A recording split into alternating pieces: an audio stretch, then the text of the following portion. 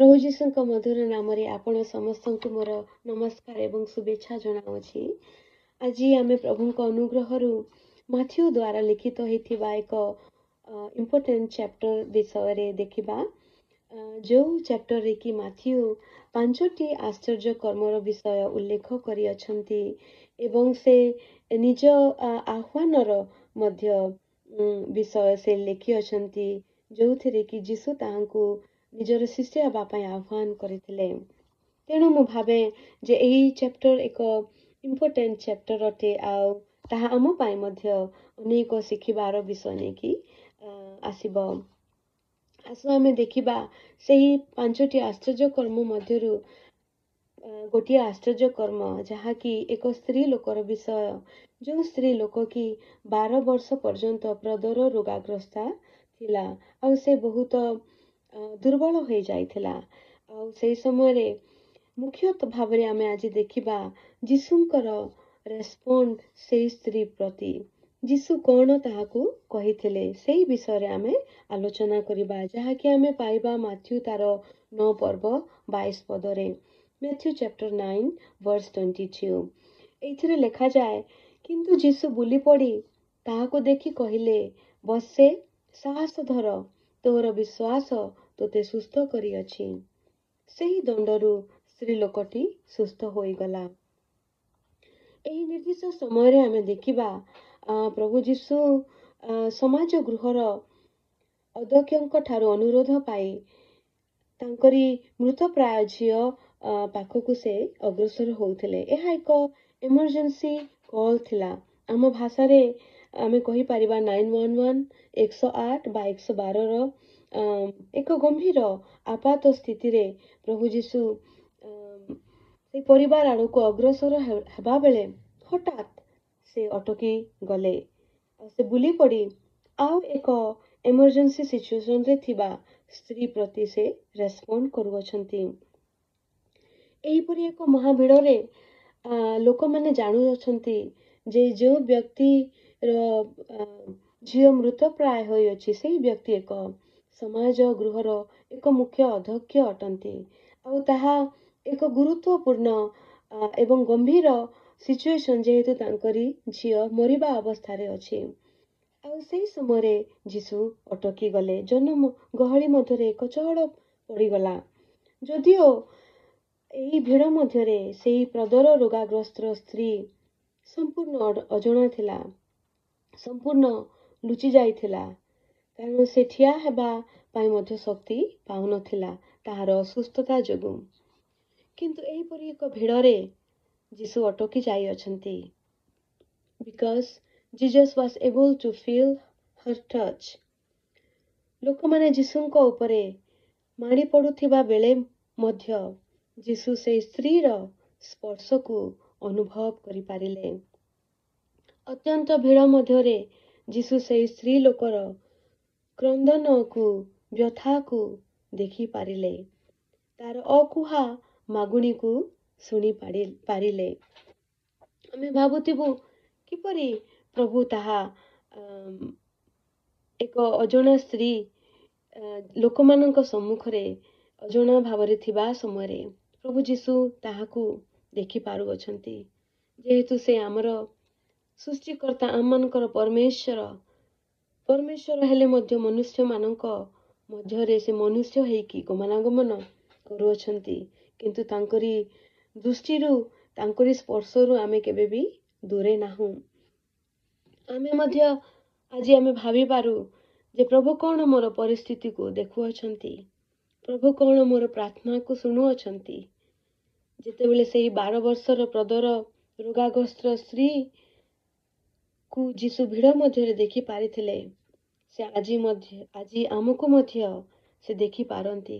ଆମର ଦୁଃଖର ପରିସ୍ଥିତିକୁ ସେ ବୁଝିପାରନ୍ତି। ତାଙ୍କ ଦୃଷ୍ଟିରୁ ଆମେ ବଞ୍ଚିତ ହୋଇନାହୁଁ, ତାଙ୍କ ନଜରରୁ ଆମେ ହଜିଯାଇ ନାହୁଁ। ଏହି ଆଧାରରେ ମୁଁ ଗୋଟେ କାହାଣୀ କହିବା ପାଇଁ ଚାହେଁ ଯେ ଗୋଟିଏ ଫ୍ୟାକ୍ଟ୍ରି ଥିଲା, ଆପଣମାନେ ମଧ୍ୟ ଜାଣିଥିବେ, ଯାହାକି କୋଇଲା ଖଣି ଥିଲା। ଆଉ ସେ ଖଣିରେ ଜଣେ ସାନ ପୁଅର ବାପା ମଧ୍ୟ କାମ କରୁଥିଲା। ଆଉ ସନ୍ଧ୍ୟା ହେଇଗଲା, ଆଉ ସେ ପୁଅ ସ୍କୁଲରୁ ଆସିକି ବାପାଙ୍କ ପାଖକୁ ଆସିକି ସେ ଫ୍ୟାକ୍ଟ୍ରିର ସାମ୍ନାରେ ଛିଡ଼ା ହେଇକି ବାପାଙ୍କର ଅପେକ୍ଷା କରୁଅଛି। ଫ୍ୟାକ୍ଟ୍ରିର ସମସ୍ତେ ସମାନ ୟୁନିଫର୍ମ ପିନ୍ଧି ଅଛନ୍ତି। ପୁଣି ଖଣିରୁ ବାହାରିଲା ପରେ ତାଙ୍କରି ଦେହରେ ଅନେକ କଳା ଦାଗ ଏବଂ ମୁହଁରେ ମଧ୍ୟ କଳା ଦାଗ ଅଛି, ଯାହାକି ସେଇ ପୁଅ ପାଇଁ ତାର ବାପାକୁ ଚିହ୍ନିବା ପାଇଁ କଷ୍ଟକର ହୋଇପାରେ। ଏହି ସମୟରେ ଜଣେ ଲୋକ ତାହାକୁ ଦେଖିକି କହିଲା, ହେ ପୁଅ, ଏ ଜାଗାରେ କ'ଣ କରୁଅଛୁ? ସେ ପୁଅ କହିଲା, ମୁଁ ମୋର ବାପାଙ୍କର ଅପେକ୍ଷା କରୁଅଛି। ସେହି ସମୟରେ ସେ ଲୋକ କହିଲା, ଏଇ ସମସ୍ତ ଗହଳି ମଧ୍ୟରେ ତୁ ତୋର ବାପାକୁ ଚିହ୍ନି ପାରିବୁ ନାହିଁ, ଯେହେତୁ ସମସ୍ତେ ସେମ୍ ୟୁନିଫର୍ମ ପିନ୍ଧି ଅଛନ୍ତି ଆଉ ସମସ୍ତଙ୍କର ଶରୀରରେ କଳା ଦାଗ ଅଛି, ତୁ କିପରି ଚିହ୍ନିବୁ? ସେହି ସମୟରେ ସେ ପୁଅ ଏକ ଗୁରୁତ୍ୱପୂର୍ଣ୍ଣ କଥା ସେ ଲୋକକୁ ଉତ୍ତର ଦେଲା ଆଉ ସେ କହିଲା, ୟେସ୍, ମୁଁ ମୋର ବାପାକୁ ଚିହ୍ନି ପାରିବି ନାହିଁ ଏହି ସମୟରେ, କିନ୍ତୁ ମୋର ବାପା ମୋତେ ଚିହ୍ନି ପାରିବେ। ଆଉ ତାହା ପ୍ରକୃତରେ ସତ୍ୟ। ଆମେ ଭିଡ଼ ମଧ୍ୟରେ ଲୋକଙ୍କ ପାଇଁ ଅଜଣା ହୋଇପାରୁ, କିନ୍ତୁ ଆମରି ପରମେଶ୍ୱରଙ୍କ ପାଇଁ ନୁହେଁ, ଆମରି ପିତା ଈଶ୍ୱରଙ୍କ ପାଇଁ ନୁହେଁ।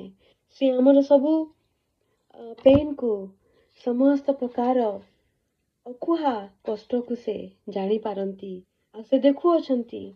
ଆଉ ସେଦିନ ସେ ଅଟକି ଗଲେ ସେଇ ଭିଡ଼ ମଧ୍ୟରେ ଆଉ ସେ ବୁଲି ପଡ଼ି ସେ ସ୍ତ୍ରୀ ପ୍ରତି ଚାହିଁକି ତାହାକୁ କହୁଅଛନ୍ତି, ଝିଅ, କନ୍ୟା, ଡଟର।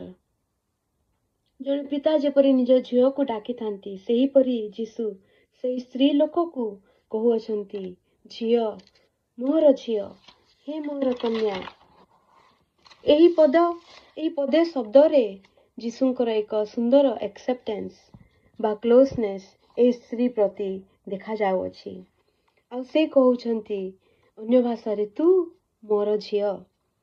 କିଏ ଜାଣେ, ସେଇ ଝିଅକୁ ବୋଧେ କେହି ମଧ୍ୟ ସେହିପରି ଭାବରେ କେବେ ଡାକି ନଥିବେ। ଯୀଶୁଙ୍କର ପ୍ରଥମ ଶବ୍ଦ ହିଁ ତାହାକୁ ଏକ ପ୍ରେମର ଆଲିଙ୍ଗନ, ଏକ ପିତାଙ୍କ ଆଲିଙ୍ଗନ ପରି ଲାଗିଥିବ। ଆଜି ଆମେ ଯଦି ଆମ ଚାରିଆଡ଼ରେ ଖାଲି ଗାଳି ବା ଦୋଷୀ ବା ଅପରାଧୀ ବୋଲି ଆଖ୍ୟା ପାଉଅଛୁ, ପ୍ରଭୁ ଆମକୁ ନିଜ ଝିଅ ବୋଲି ଡାକୁଅଛନ୍ତି, ନିଜ ପୁଅ ବୋଲି ଆଲିଙ୍ଗନ କରୁଅଛନ୍ତି। ଖାଲି ସେ ଡାକୁଅଛନ୍ତି ସେହିପରି ତାହା ନୁହେଁ, କିନ୍ତୁ ସେ ନିଜ ସନ୍ତାନର ଅଧିକାର ମଧ୍ୟ ଦେଇଅଛନ୍ତି ଯୋହନ 1:12 ଅନୁସାରେ। ଆଉ ଦ୍ୱିତୀୟ ଲାଇନରେ ପ୍ରଭୁ ଯୀଶୁ କହୁଅଛନ୍ତି, ସାହସ ଧର, ଟେକ୍ କରେଜ୍, ଟେକ୍ ହାର୍ଟ। ସେହି ସ୍ତ୍ରୀ ଲୋକର ପରିସ୍ଥିତି ଅତ୍ୟନ୍ତ ନିରାଶାଯୁକ୍ତ ହୋଇଥିଲା। She has lost everything. She did not have any courage to move on. So Jesus is saying, take courage, my daughter, since you have come to me. ମୋର ଝିଅ, ସାହସ ଧର, ଯେହେତୁ ତୁ ଏବେ ମୋ ପାଖକୁ ଆସିଯାଇଅଛୁ। ଆଉ ପ୍ରଭୁ ତାହାର ଉପସ୍ଥିତିକୁ, ତାହାର ବସ୍ତ୍ରକୁ ଛୁଇଁବାର ବିଷୟକୁ ପ୍ରଭୁ ଏପ୍ରୁଭାଲ କରୁଅଛନ୍ତି, କନଫର୍ମେସନ ଦେଇକି କହୁଅଛନ୍ତି ଅନ୍ୟ ଭାଷାରେ, Take courage, my daughter. You have come to the right place. You have come to the right person. You have done the right thing. ଆଉ ତାହା ଏକ ଉତ୍ତମ ବିଷୟ ଥିଲା। ଆମେ ଯଦି 100ଟି ଭୁଲ ବିଷୟ କରିଥାଉ, କିନ୍ତୁ ସେ ଭୁଲ ବିଷୟ ମଧ୍ୟରେ ଯଦି ଗୋଟିଏ ରାଇଟ୍ ବିଷୟ କରୁ, ଆଉ ସେ ରାଇଟ୍ ବିଷୟ ହେଉଛି ପ୍ରଭୁ ଯୀଶୁଙ୍କ ପାଖକୁ ଆସିବା।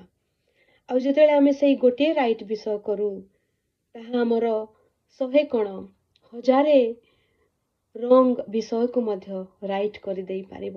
ଆମର 1000 ଭୁଲ ବିଷୟକୁ ମଧ୍ୟ ଠିକ୍ କରିଦେଇ ପାରିବ। ସେ ଆମର ଗୋଟିଏ ରାଇଟ୍ କଦମ ପ୍ରଭୁ ଯୀଶୁଙ୍କ ପାଖକୁ ଆସିବା ପାଇଁ। ଆଉ ଯେତେବେଳେ ପ୍ରଭୁଙ୍କ ପାଖକୁ ଆସୁ, ପ୍ରଭୁ କହନ୍ତି, take courage, my daughter, you have come to me. ଆଉ take courage not because of anything in the world, but because of me, because of ପ୍ରଭୁ ଯୀଶୁଙ୍କ ପାଇଁ, ଯିଏକି ଆମକୁ ଅତି ପ୍ରେମ କରନ୍ତି, ଯିଏକି ଆମର ପ୍ରତ୍ୟେକ ବିଷୟର ସମାଧାନ କରିବେ। ପ୍ରଥମ ପିତର 5:7ରେ ଲେଖାଯାଏ, ତୁମମାନଙ୍କର ସମସ୍ତ ଚିନ୍ତାର ଭାର ତାହାଙ୍କ ଉପରେ ପକାଅ, କାରଣ ସେ ତୁମମାନଙ୍କ ନିମନ୍ତେ ଚିନ୍ତା କରନ୍ତି। ପ୍ରଭୁ ଆଜି ଆମର ଏହି